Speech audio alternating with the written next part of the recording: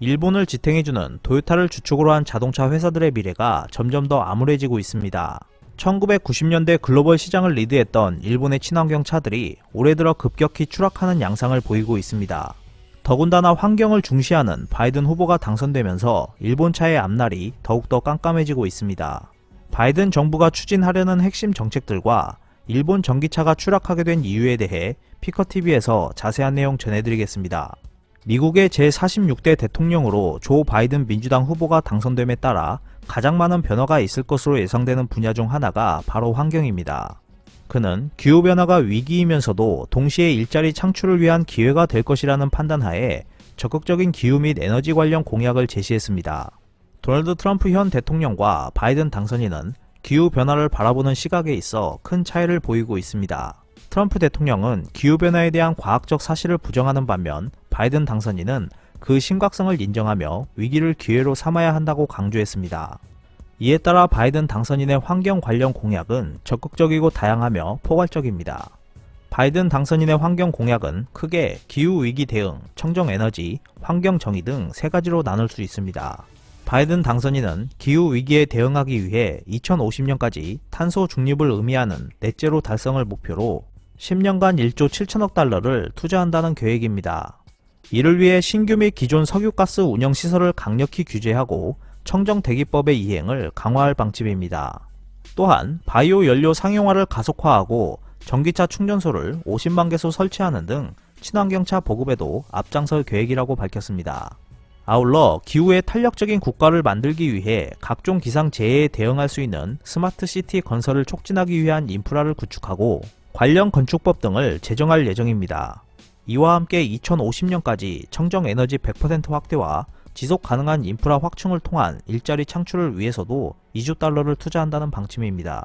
구체적으로 청정에너지 전환을 위해 수송 및 통신, 수질 관리 부분 등에서 현대적 인프라를 구축하고 에너지 세제 개편 등을 통해 에너지 효율을 제고하면서 4년간 4천억 달러를 청정에너지 연구 개발에 투자할 예정입니다. 이 밖에 건전한 에너지 및 환경 정책으로 개선된 공공보건 및 경제 기회를 제공함으로써 환경 정의를 실현하는 것 또한 바이든 당선인의 주요 공약 중 하나입니다. 바이든 당선인은 환경 오염 및 경제, 인종차별적 요인을 철폐하기 위해 환경 및 기후 정의국을 신설하고 환경보호청의 외부 시민권 준수 사무국을 재정비해 기후변화에 취약한 지역사회를 보호할 계획입니다.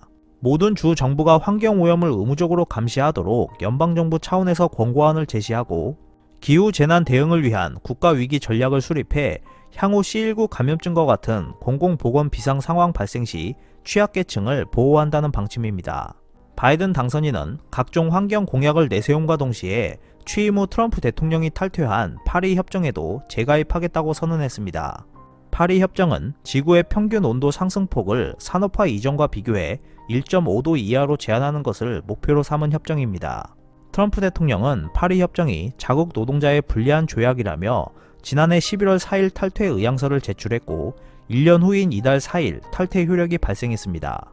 바이든 당선인은 트위터를 통해 미국 대통령 취임식이 열리기까지 남은 시간 정확히 77일 뒤에 바이든 행정부는 협정에 다시 가입할 것이라고 공언했습니다. 바이든 당선인의 이러한 행보는 우리나라의 여러 관련 정책에도 영향을 미칠 것으로 예상됩니다.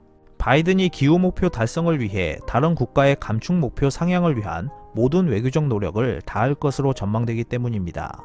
우리나라는 문재인 대통령이 이미 2050년에 탄소 중립을 달성하겠다고 선언했으나 아직 2030 온실가스 국가 감축 목표는 구체화하지 않은 상태입니다. 미국 또한 파리 협정 재가입 시 2030년 목표가 포함된 새로운 국가 감축 목표를 제출해야 합니다.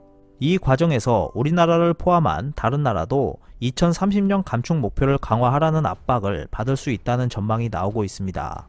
또한 우리나라가 진행하는 각종 석탄 관련 프로젝트 및 이에 대한 지원 중단을 요청받을 수도 있습니다. 파리 협정 채택 및 발효 과정에서는 미국과 중국의 역할이 핵심이었으나 트럼프 대통령 재임 기간에는 미국 대신 유럽연합이 기후변화와 관련해 글로벌 리더십을 보여왔습니다. 향후 미국과 중국 중심의 기후변화 리더십이 회복된다면 그간 미국의 공백을 메워온 EU와의 역할 관계도 주시할 필요가 있습니다. 아울러 EU와 미국이 탄소 국경 조정세를 도입한다면 국내에서도 이에 대한 대응 및 지원책을 마련할 필요가 있습니다. 탄소 국경 조정세는 이산화탄소 배출이 많은 국가에서 생산된 제품에 관세를 부과하는 것입니다. 반면 국내 친환경, 신재생에너지 업계는 내년 초 들어설 바이든 행정부의 친환경 정책에 따른 낙수 효과를 기대할 수 있을 것으로 보입니다. 이러한 흐름 속에 전 세계 자동차 기업들이 친환경 자동차에 몰두하는 사이 일본은 대세를 따라가지 못하고 뒤처지는 모습을 보이고 있습니다. 1990년대 말 일본을 대표하는 도요타 자동차는 전기 주행 방식을 섞은 하이브리드 자동차를 대중화시키며 친환경 자동차 시장을 주도했습니다. 하지만 한국의 현대 기아차와 미국의 테슬라 그리고 유럽과 중국 기업들까지 본격적으로 전기차 시장에 뛰어들면서 일본의 전기차 시장 경쟁력은 뒤처지는 모습을 보이기 시작했습니다. 미국 친환경차 정보 제공 업체 EV세일즈의 11월 6일 통계치 자료를 보면 일본 차는 2020년 1분기에서 3분기 기준 전기차 및 플러그인 하이브리드 자동차 판매량 집계치에서 10위권에도 진입하지 못했습니다. 여기서 현대차는 9위, 기아차는 10위를 기록했는데 일본을 대표하는 전기차 회사인 닛산, 도요타, 미쓰비시는 각각 14위, 16위, 18위를 차지했습니다. 판매량에서도 한국의 현대 기아차는 약 12만 3천 대를 판매하며 일본의 닛산, 도요타, 미쓰비시 자동차가 판매한 약 10만 3천 대를 상회했습니다. 현대 기아차는 올 3분기 누적 세계 전기차 시장에서 판매량 기준 5위를 차지했고 플러그인 하이브리드를 포함하면 4위를 기록했습니다. 1위는 미국 테슬라가 차지했고 2위는 독일 폭스바겐이 차지했습니다. 일본 차는 전기차 시장 경쟁이 치열하게 벌어지고 있는 유럽에서 유난히 더 뒤처지는 모습을 보였고 세계 최대 내수 규모를 가진 중국 전기차에도 밀리는 모습을 보이고 있습니다. 이 기간 한국차와 유럽차들은 유럽연합의 환경 규제 강화 여파로 전기차로 빠르게 변화하며 신모델 출시와 함께 판매량을 늘리고 있었지만 일본차 기업들은 급성장하는 전기차 시장에 한 발 늦은 대처로 하락의 길을 걷고 있습니다. 일본 전기차 회사들은 최근 3년간 추가적인 신모델을 출시하지 않았습니다.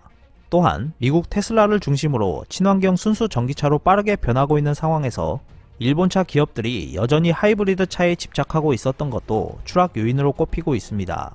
점점 더 심화되고 있는 전기차 시장 경쟁에서 일본차 기업들은 한국차가 세계 4위를 지키는 것과 대조적인 모습을 보이며 환경을 중시하며 빠르게 변화하는 시대의 흐름에 적응하지 못하고 미래 산업에 대한 경쟁력을 잃어가고 있습니다.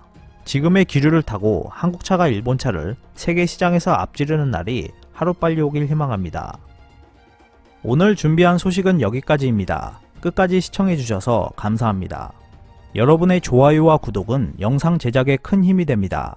앞으로도 피커TV에 많은 관심 부탁드리겠습니다. 오늘도 즐겁고 멋진 하루 보내세요. 다음 영상에서 뵙겠습니다.